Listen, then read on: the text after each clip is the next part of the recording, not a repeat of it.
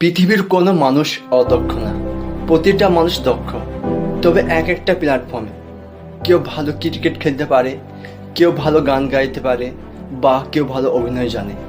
তবে জানে, সবাই নিজ নিজ প্ল্যাটফর্মে জানে।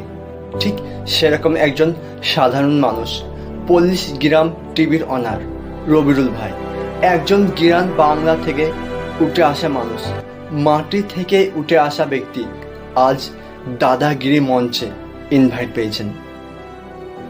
তিনার জীবন সাধারণ আর 5টা মানুষের মতন হয়তো ছিল না। প্রথম দিকে তাকে অনেক পরিশ্রম করতে হয়েছে, কাজ করতে হয়েছে, তাই আজ সফল হয়েছে। সেই সফলতার গল্প তো আমরা আজ সবাই জানি। 10 লক্ষেরও বেশি টাকা আয় করে, ছোট বাচ্চাদের নিয়ে গ্রামগঞ্জে ভিডিও করে, তাই সবাই তাদের ভালোবাসে। এই সফলতার গল্প কিন্তু একদিনে আসেনি, কন্টিনিউ দীর্ঘদিন ধরে তার পিছনে লেগে থেকেছে। তারপরে সে সেই সফলতার মুখ দেখতে পেরেছে।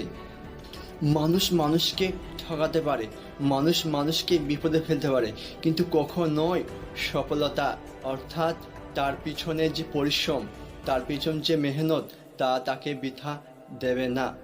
তাই যত দিন বেঁচে থাকা যায় তত দিন নিজের লক্ষ্য দিকে পূরণ করার জন্য তাকে অনায়াসে তাকে সেই কাজটা করার জন্য তাকে লাগাতার তাকে কাজটা করতে হবে, যাতে সে সফলতার মুখ দেখতে পারে এবং সে নিজেকে টর্চ লাইটের মতো আর 5টা মানুষের মাঝে নিজেকে উঁচু করে ধরে রাখতে পারে।